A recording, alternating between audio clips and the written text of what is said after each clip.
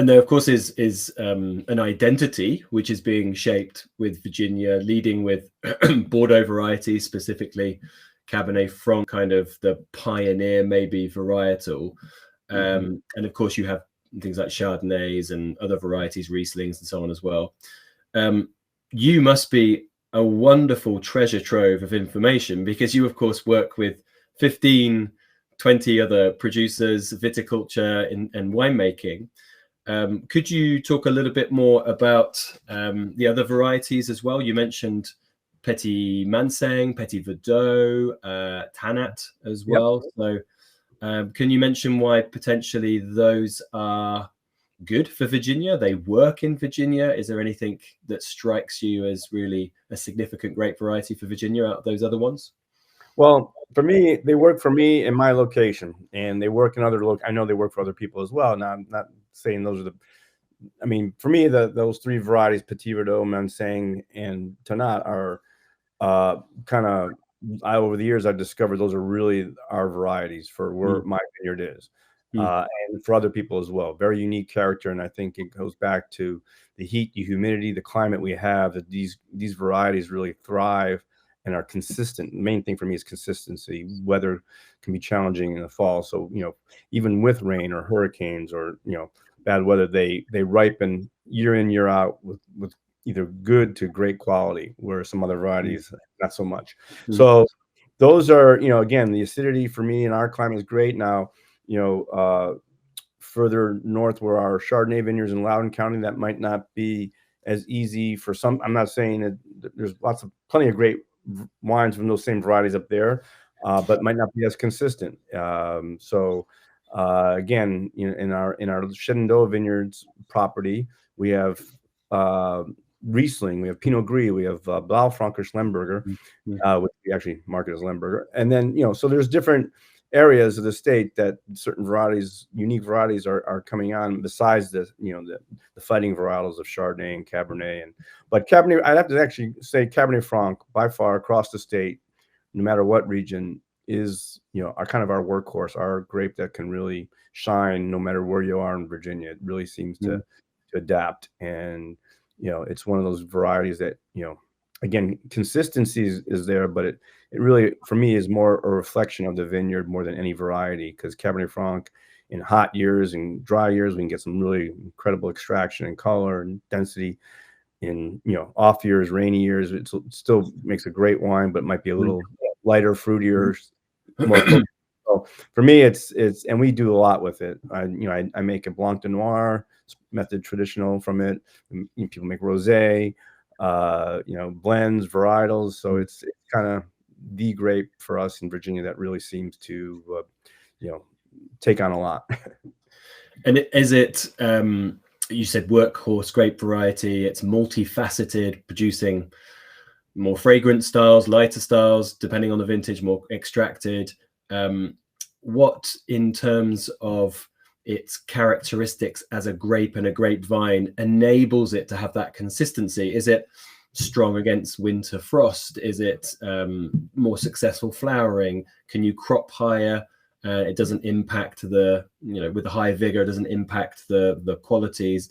Is it a mixture of those, or do you have even the better assets to it?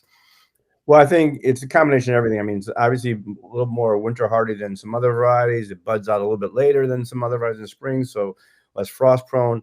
The clusters are more, a little more resistant to mold and rot. So it's a combination of everything across the board. Now, the old days with not great viticulture, it was producing a lot of green methoxypyrazine style wines, or vegetal, and people who are really, who understand, are being able to work in the vineyard and get the grapes ripe and diminish that methoxypyrazine characteristic. And that's the key here in Virginia. If you're going to shade the fruit and not get a lot of sun exposure over crop, then you're not going to have a quality wine. So that's working with an open canopy to ensure that shading isn't creating less ripening. Is that correct? Yeah. Okay. And I've got to say, the Cabernet Francs from Virginia, are fantastic when placed also against their peers, right? When it's inevitable in human nature to compare, Sure.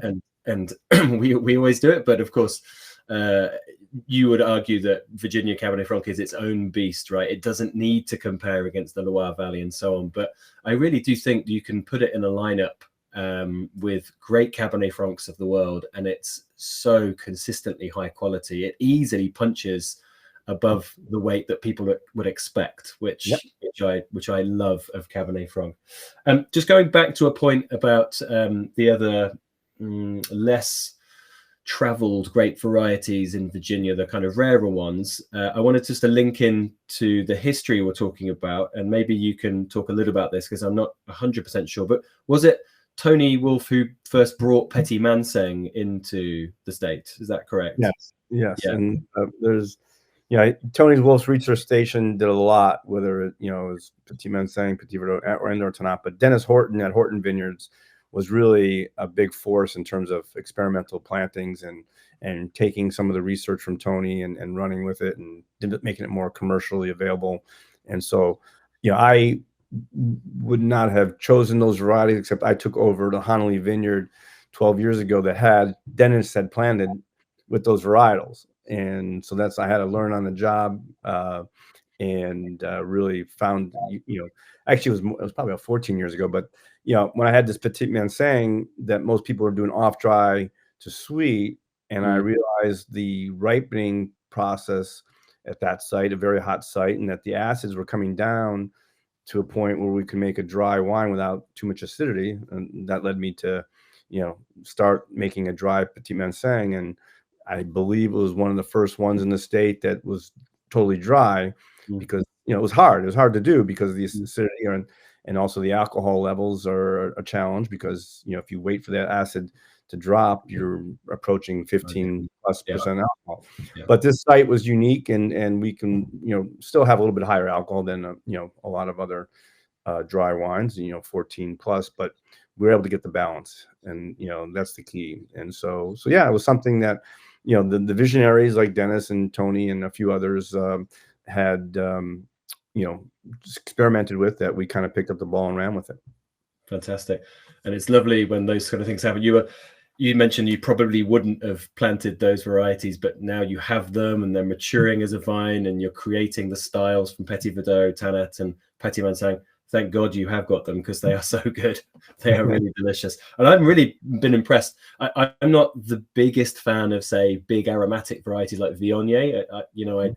I think it's just a personal choice of mine, but I do love Petite Manseng from Virginia, and I feel like it's a bit of a calling card, because it's only really produced in small amounts elsewhere in the world, including Jurançon. So I think, it's exciting that you have these full-bodied, balanced acidic styles with good character, really good character behind them. They're really lovely. Okay, so the other thing I want to mention at this point, actually, it's not on my list, but I think it's a good time to ask this question. What about hybrids and peewees? Do you see it? Is it something you're dead against, or do you think it's something that is really integral into something of Virginia's terroir and its weather? And should we focus on it? How do you feel? Hybrids have always been around. They've been around since the beginning, because they were the easiest to propagate and have a consistent crop. And that was how the industry was built for the most part. And we have some hybrids in our vineyards that we use for blends. I'm not against hybrids. I think they have a role, and I think there's a lot of people trying to go back to hybrids because of the low intervention, lesser treatments in general. Not necessarily all hybrids, but some are more environmentally friendly, because you spray a little bit less. I mean, they're not organic, or you can't go that direction completely, but they are less maintenance and cheaper to farm, and you can produce higher yields. That's the positive side of it. The negative side is that just consumers still are reluctant. It's not impossible to teach the consumer. We've done that throughout our history here in Virginia, is to create our own demand by educating and teaching the consumer why they should like the wine, and if they like the wine, trying to really explaining it to them what they like about it. So yeah, I think hybrids have a very important part of this industry and should be a part of this industry continuing. It's just, as a businessman, it's hard to, go all in when, there's still a lot of resistance. So maybe over time it'll be integrated back into the product mix more and more. And, there's some hybrids, some of these new, I believe Italian hybrids that are becoming very interesting, really mimicking the traditional varietals. So okay, fascinating. I mean, somewhere like England here, where I make wine, we're seeing warmer weather, yes, climate change, yes, but we are seeing with the warmer weather,